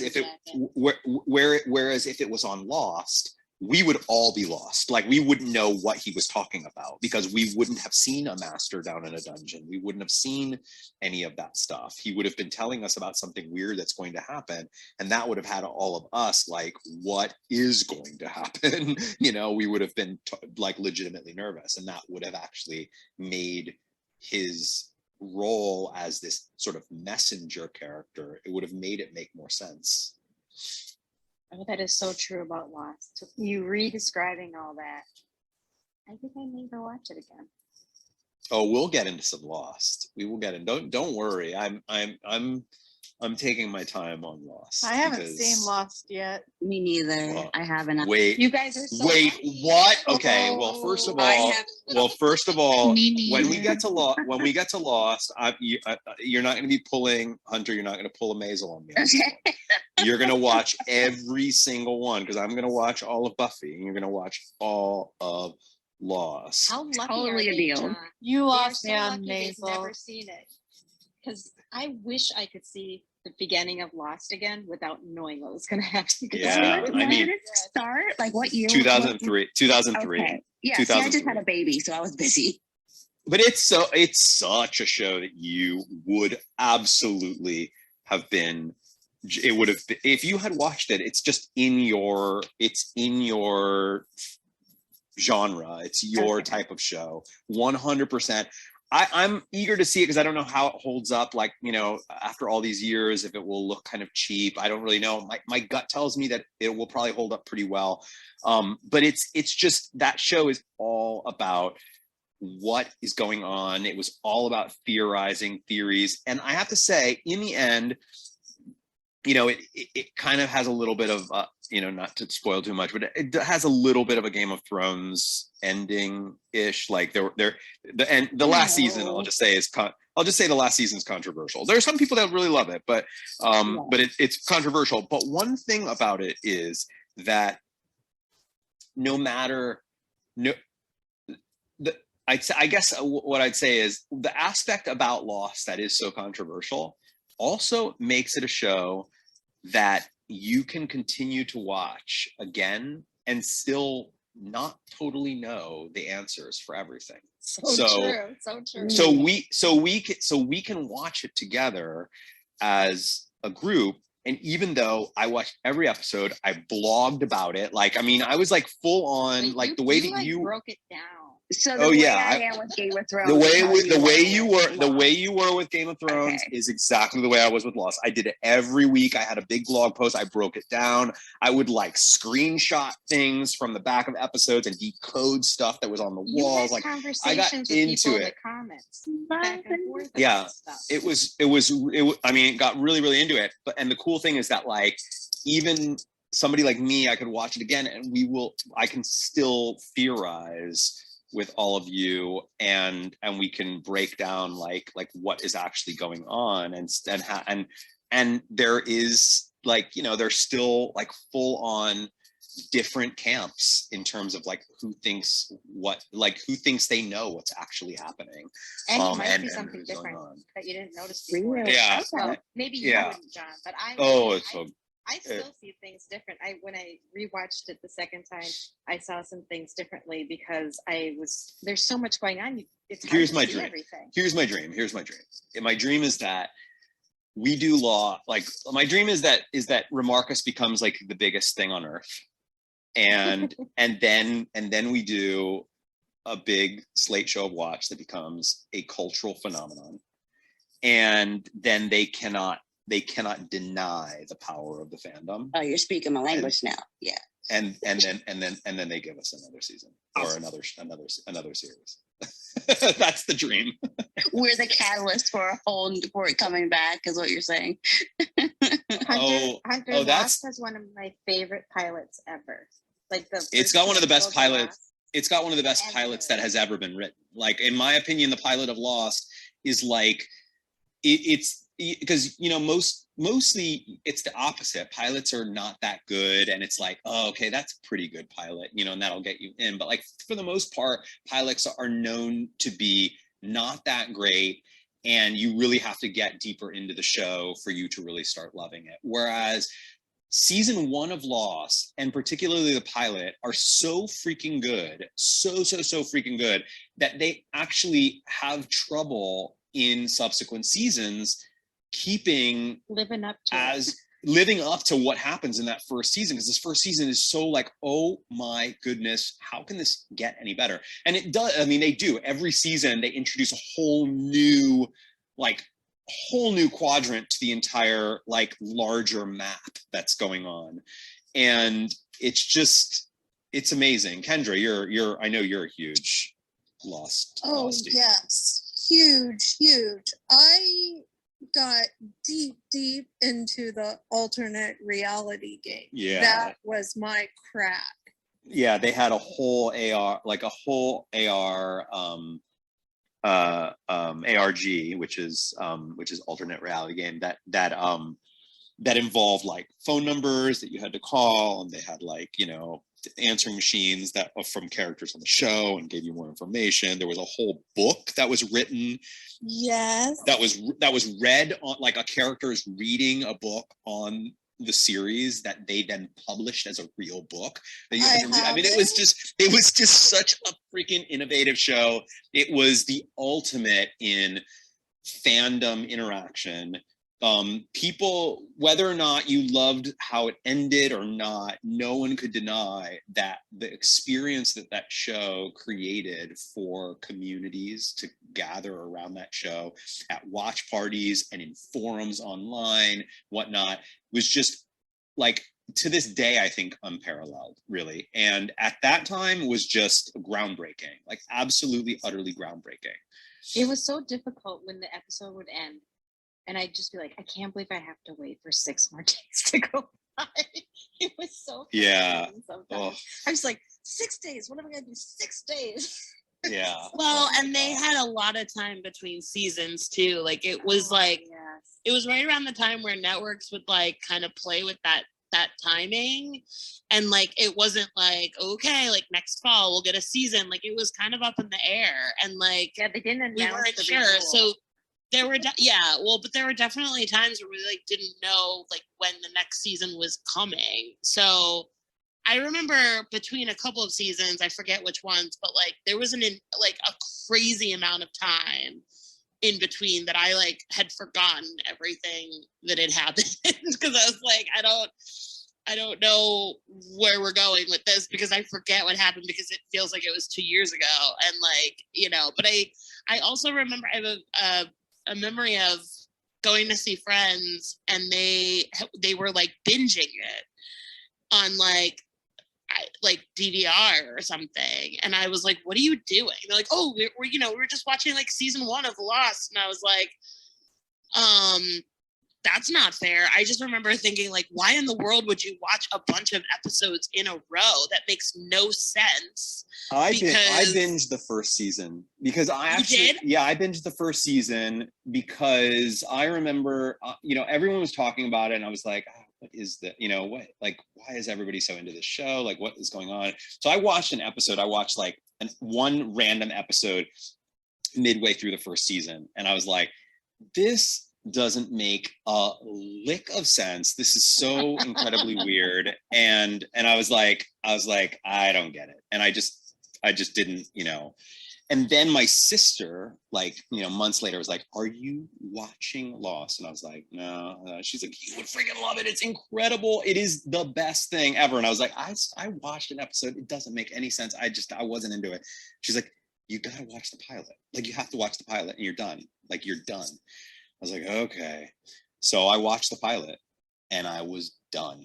I watched the next episode, like back to back, like just binge the entire thing, and then was like, I'm ready. And then Your experience is very different than mine. And then season 2, and then. I mean, yeah, because I watched it because Matthew Fox was going to be on it, so I didn't have any idea what the show was going to be about. I just heard Matthew Fox was going to be on it, and I liked him on other stuff I'd seen. So I thought, I'm going to watch this show. So I turn it on when it, comes on. No clue what it's going to be about. And as soon as that episode ended, I was like, what did I just watch? And I had recorded it, so I watched it again. And then I'm like, now I got to wait. And it was just. Oh yeah. Well, I mean, I didn't have to because it was already on DVD by the time that I wanted to watch, or maybe.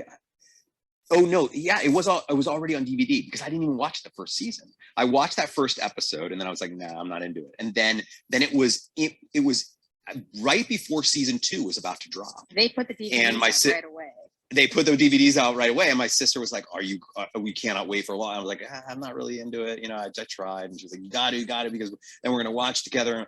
And so then I watched it, and then I was like, oh my goodness, when does it start? She was like, next week. And I was like, oh yes. And then from then on, I had to watch it in order. But I will say that there were there are several episodes in that first season that were not that great, but because you can binge them, you're just like, all right, whatever, on to the next one, But once you get into having to watch it week to week, man, when there was an episode that wasn't that strong, people really got annoyed. Like, are you kidding me? I had to wait 6 days for that stinker. Come on, let's get another one. But when you're watching them on DVDs, it doesn't matter. It's a stinker, and you're like, whatever, go on to the next one. Let's go. And so that would happen. And then, of course, like, during winter break, they would take these like ridiculous hiatuses where it was like, suddenly you're just nothing but reruns for like 3 months, and you're like, what is going on? When is the next episode coming? They would show the same thing over and over and over again. But it was ultimately, it was such a fun, it was such a fun time. It was such a fun time to interact with other people who were really into it and theorize and chat about it. And we didn't have this. We didn't have a Remarcus to all meet. We had to do it in like text forums and blogs and whatnot. But we were doing essentially this. We were just doing it in the comments of these blog posts. I mean, because it's Lost. You can't go anywhere without hearing about it. And I've wanted to start it for, years. I just haven't. It's been on my list forever, but I'm kind of jealous that you get to I like experience not binging things. Yeah, and I like not Mm-hmm. binging things. I like watching things and then letting it sit for a couple of days and then watching another episode. So Well, I think I'm that's- down. I'll watch it. I think that's why there was a lot of chatter about it, because of the wait period, right? Like, when you have to wait 6 days for another episode, like, it gives you a lot of time Yes. I'm into that Talk, too. yeah. to get. Totally. Yeah, so like Yeah. me and my friends at work, like, we had like an epic like email chain going. Like, it was just like a reply all situation at work, which was probably not cool, but like whatever. And it was like one of those things where we spent 6 days just like, but what about this? But what about that? What do you think about this? And what, like, it wasn't a chat room, but it was like, or a blog, Yeah. but it was definitely Yeah, like, it was essentially what we do. It was essentially what we do on Discord. It's that, but just doing it like, in that week between when the next one's coming out, without knowing what's going to actually happen. We were talking about that recently in, I guess it was the Maisel watch, or was it in the Buffy watch, the last Buffy watch, where we were talking about how I think it was the last Buffy watch, where, the fact that we now have these on-demand shows that you can binge all at once, that removing that week of water cooler conversation makes you actually, I want to say, I can't remember where It wasn't here. It was probably. I think Diana was talking about this. Yeah, it was this idea that you remember like, I remember shows better, like shows from the early on. Well, not just because you had more time to think about it, you actually did something with your thoughts about that episode for a full week. You did it with fans. So I remember Lost so well, so many details of Lost. Whereas, like, I could binge a show now, enjoy it, and then like 2 months later be like, I really don't totally remember what happened, because I didn't spend enough time really like burning it into my memory. Whereas episodes of Lost, I was thinking about that episode and talking to people about the episode all week long, and so that just gave you way more time for your brain to just for it to just sink into your brain. And I think that that's also what happened to a show like Gilmore Girls as well, that might not be happening for a show like Maisel. I had Yeah, I no, had coworkers that did that with Sopranos as well. it's totally true though, and I actually think I got that from like Gilmore Guys, like that idea that like because of binging, like we remember sort of big swaths of plot points, like, you know, sort of like just like the what happens, but we don't really, I don't know, like a lot of like the nitty gritty stuff like sort of gets, you know, you just don't remember it as much because you do it all in one shot. And I don't know, like I think I prefer the old way. And that's important. I think it's important to fandom because if you think about it, like fandoms really, they actually obsess over the details. They converge around the details. They celebrate the details, right? Things like, I love you, you idiot, right? Things like, you know nothing, Jon Snow. These appear on T-shirts. They appear on stickers. They, you know, they're what merchandise is built around.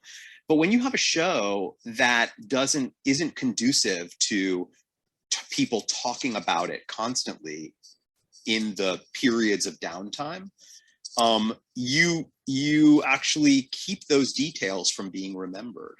And it's those details that you need, that your franchise needs in order to build something much greater than the show itself, to build it into merchandising and fandom and cosplay and all of the things that really make a big fandom IP what it is. And I think that streaming and on demand is actually hurting fandom.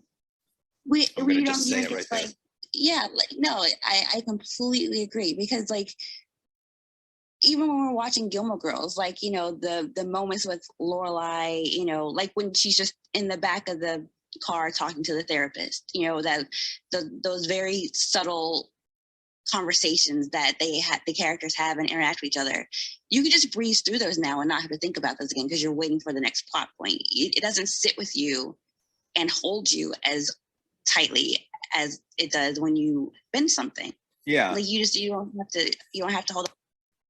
Yeah, but I'd also say, in addition to the binging, you know, it's also the lack of people talking about it together. The lack of people talking in communities about the individual episodes. We used to have a full week to do that with people who we were at work with, people in our family who we'd see during that week. You'd have all these different opportunities to talk to different people who had different perspectives over the thing that you just watched, right?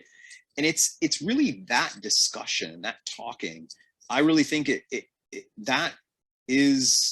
there's just less of it now because if you're binging it, you just don't really spend that much time talking to other people about it. And that's something that you and I actually talked about early when you were saying, I have to watch a show by myself. I was like, not me. Yeah.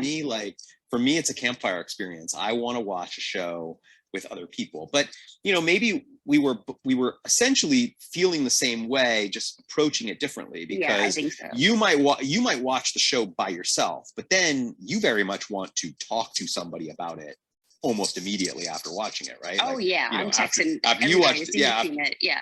exactly. Like after you would watch Dexter New Blood, you'd be like immediately like DMing me like, all right, what do you think's going on here, right? Have you watched it yet? Yeah, like I need to talk about it. Yeah, that's just so important to fandom. And I think that binging and streaming has definitely threatened that part of fandom a bit. And shows that still give you that week of anticipation and then opportunity to, okay, what do I do in this 6 days, 7 days of wait, of anticipation? Well, I know I'm gonna like see if I can't find somebody who is watching it too that I can talk to about it, because I need to keep it alive in my brain, you know.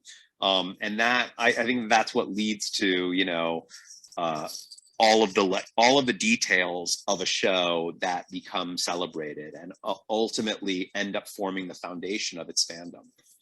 John, did your blog that you wrote for Lost, I can't remember if I told you this before or not, but back in the days I used to read some blogs when I was watching Lost, and yours was one of them that I read. Did your blog have anything to do with you wanting to create Remarcus or something like Remarcus? No. Really? No, I was just genuinely so geeked out about that show. And I really genuinely wanted to talk to people about it. I just really, really, really wanted to talk to people about it. And, you know, at that time, Sean Gunn had this weekly party at his house that was always on Sunday nights. And that was around the time when like Lost was sort of like kind of at its peak. And so like season 4. I'm just kidding.